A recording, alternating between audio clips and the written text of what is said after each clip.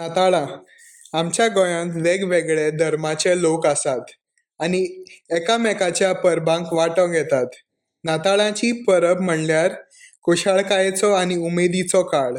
जेजू क्रिस्ताचो जल्म 25 डिसेंबराक लोक आपली घरां साफ करून, रंग काडून लायटी आनी नखेत्र घालून तयारी करतात. घराचे फुडें नखेत्र खुणायता की जेजू क्रिस्ताचो जल्म हांगा जाला. भुरगीं घरा मुखार गोठो करतात, दाखोवंक जेजू क्रिस्त 2000 वर्सां आदीं गोरवाच्या गोठ्यांत जल्मल्लो. नाताळाचो रूख रचून भुरग्यां खातीर बारीक मोठ्यो भेटी दवरतात. सांता क्लॉज हो वस्तू दिता असो भुरग्यांचो समज आसता. गांवांनी तरणाटे तरेकवार कार्यावळीक घडोवन हाडटा.